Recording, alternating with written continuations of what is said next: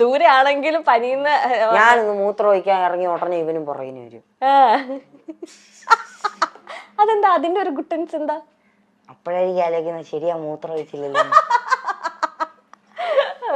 അതുവരെ വെറുതെ വിട്ടേക്കുവാ, നിസ്സാരമായിട്ട് മൂത്രം ഒഴിക്കുന്നത് അല്ല. ഞാൻ പറഞ്ഞത് ഇവൻ ജീവിതം അങ്ങനെ എന്തോ പറയാൻ വന്നേ. ഇതിൽ ആരാ ഒരു 8 മിനിറ്റ് മുമ്പ് മൂത്തത് ആരാ? മൂത്തതാണ്. ഓക്കേ. അതിന്റെ വിലയില്ല. മൂത്തന്റെ വില എന്താ കൊടുക്കാത്ത? ശരി ചേട്ടാന്ന് ചേട്ടാ അങ്ങനെ വിളിക്കുന്നത് ഇഷ്ടമില്ല. ഈ ചേച്ചിമാരുടെ കുട്ടികൾ നിങ്ങൾ എന്താ അച്ചാച്ചന്മാരെന്നാണോ? എടാ പോടാ. അതായിരിക്കൂലേ രസം. നിങ്ങൾ കൂടുതലും വിളിക്കുന്നത്. ദേശീയ കഴിഞ്ഞാൽ അങ്ങനെ വിളിക്കും. എന്തേലും ആവശ്യം സാധിക്കാനുണ്ടെങ്കിൽ അമ്മാച്ചന്മാരെന്ന് വിളിക്കും. അമ്മാച്ചന്മാരെന്ന്. ഓക്കേ. എടാ ഈ വാടാന്ന് പറയാ അങ്ങനെ വിളിക്കും.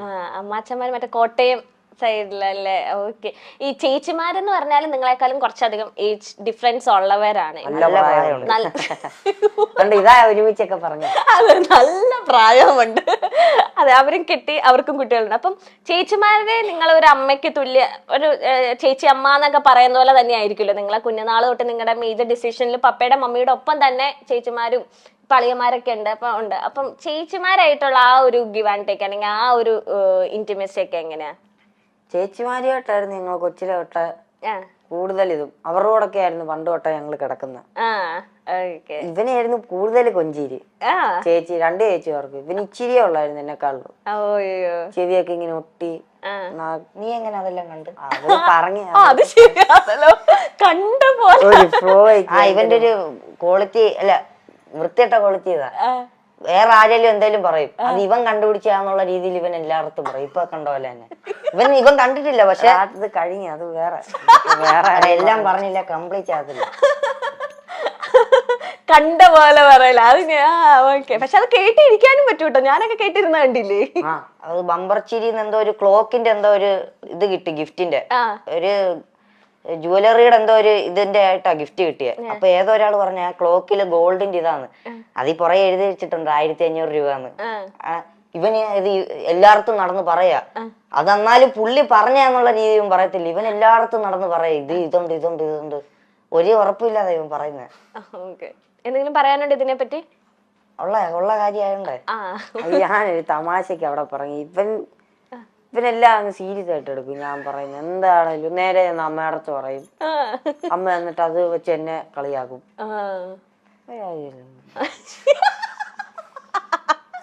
ഓക്കെ. നമ്മൾ പറഞ്ഞു തരുന്നത് ചേച്ചിമാരെ ഏറ്റവും കൂടുതൽ കൊഞ്ചിച്ചോണ്ടിരുന്ന കെവിനെ ആയിരുന്നു. 2 ചേച്ചിമാരും. അതെ. ചേച്ചിമാരുടെ സ്റ്റോറിയിൽ ഇവനെ പറ്റി പറഞ്ഞിട്ടില്ല. എന്നെ കൊഞ്ചിക്കൊക്കെ ചെയ്യും. ഇവൻ അടുത്ത് ചെല്ലാറില്ല. അങ്ങനല്ല, കൊച്ചിലെ കണ്ടു പറയാറുണ്ട് ഓടെ കിട്ടിയതാന്ന്. ഓടെ കിട്ടിയേ നിങ്ങൾ ഐഡന്റിക്കൽ ട്വിൻസ് അല്ലേ? അയ്യോ, അപ്പൊ ഞാനും ഓടെ. നമുക്ക് ഇത് കഴിഞ്ഞിട്ടൊക്കെ ചോദിക്കാം നമുക്ക്. ഓക്കെ, കണ്ടിന്യൂ ചെയ്യട്ടെ, കൊച്ചിന് ഫ്ലോ കളയണ്ട. അതായത് ഇപ്പോഴും എന്തേലും വാങ്ങിക്കാനുണ്ടെ തന്നെ ഞങ്ങൾ ചേച്ചിമാരോടായിരിക്കും ചോദിക്കുന്നത്, ഏത് വാങ്ങിക്കണം, ഏത് വേണം, ഇതിൽ ഏതാണ് വേണ്ടത്. ഇച്ചിരി കൂടെ അടുപ്പം ചേച്ചിമാര് ഭയങ്കര നിങ്ങൾക്ക് പറയുന്നതെല്ലാം ഇങ്ങനെ മേടിച്ചു തരുമോ ഇങ്ങനെ ഭയങ്കരമായിട്ട്? കാരണം 2 ചേച്ചിമാർക്ക് കിട്ടിയേക്കുന്ന 2 അനിയന്മാരാണല്ലോ. അപ്പൊ ഒരു ഫസ്റ്റ് ചൈൽഡ് പോലെ ആയിരിക്കുമല്ലോ അവർക്ക്. കല്യാണമൊക്കെ കഴിക്കുന്നതിന് മുന്നേ നിങ്ങളായിരിക്കുമല്ലോ അവരുടെ ഫസ്റ്റ് ചൈൽഡും കാര്യങ്ങളും. അപ്പൊ നിങ്ങൾ എന്ത് ചോദിച്ചാലും ആദ്യം ചേച്ചിമാര് സാധിച്ചു തരും ആഗ്രഹങ്ങളൊക്കെ? കൂട്ടിന് നിൽക്കും ഞങ്ങളുടെ എല്ലാത്തിനും. ഞങ്ങൾ കൂടുതലും ആ സമയത്തൊക്കെ വെളിയിൽ പോണം, കറങ്ങാൻ പോണം എന്നൊക്കെ പറയാം. അപ്പൊ ഞങ്ങളെ കൂട്ടിക്കൊണ്ടവര് പോകും. കറങ്ങാനൊക്കെ ചേച്ചിമാരാണ് കൊണ്ടുപോകുന്നത്. ഇപ്പൊ ഒരു ചേച്ചി മൂത്ത ചേച്ചി ഇവിടെ പ്രായമുള്ള ചേച്ചി ഇവിടെ ഉണ്ട്. ഓക്കെ. ഇളയ നല്ല പ്രായമുള്ള ചേച്ചി വേറെ സ്ഥലത്ത് യു കെയില. നല്ല പ്രായമുള്ള യുകെയിലുള്ള ചേച്ചി എന്ന് വരും ഇനി നാട്ടില്?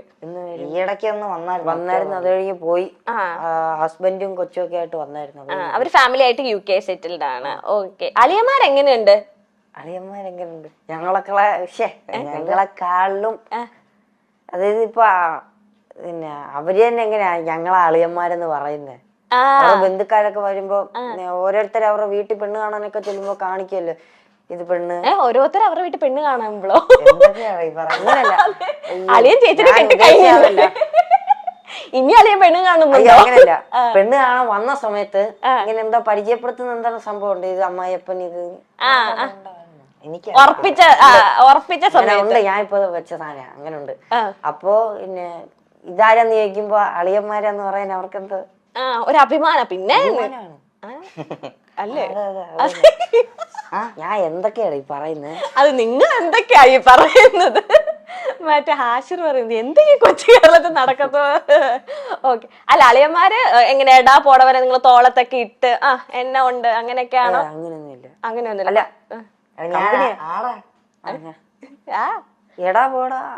ദാറ്റ് മീൻസ് അങ്ങനെ ജോളി ആയിട്ട് റെസ്പെക്റ്റും ഉണ്ട് എന്നാ എല്ലാം പറയാൻ പറ്റുന്ന ചേച്ചിമാരെ പോലെ തന്നെ എല്ലാം പറയുന്നുണ്ട്. ഈ ചേച്ചിയും പപ്പയും അമ്മയും ഒന്നും അറിയാതെ നിങ്ങൾ രണ്ടുപേരും അളിയന്മാരും നടത്തിയ എന്തെങ്കിലും കുസൃതികളുണ്ടോ?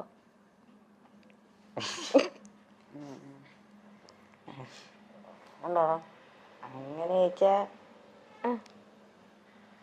അങ്ങനെ ഇല്ല. അങ്ങനെ കാര്യം ഇത്ര നേരം ഇരുന്നപ്പോ ഓർത്ത് എന്തെങ്കിലും ഞാനും പ്രതീക്ഷിച്ച എന്തെങ്കിലും.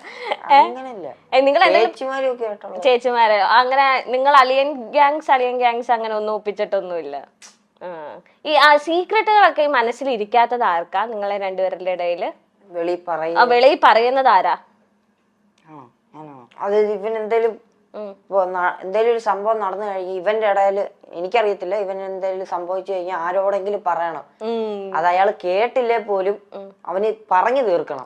ഞാൻ പറയും ഇടയ്ക്ക് ഭിത്തി നോക്കി വല്ലതും പറയും, ഞാൻ ശ്രദ്ധിക്കത്തില്ല, എന്നാലും അവനത് പറഞ്ഞോണ്ടേ ഇരിക്കണം, ഒരു സമാധാനം കിട്ടുക. ഓക്കെ. അതല്ല, എന്തെങ്കിലും ഇപ്പം എവിൻ പറയാണ് എടാ ഇത് വീട്ടിൽ പറയല്ലോ നമുക്ക്, അങ്ങനെയൊക്കെ പറഞ്ഞിട്ട് ഇങ്ങനെ അമ്മയോടോ പപ്പയോടോ ഒക്കെ പറഞ്ഞിട്ടുണ്ടോ?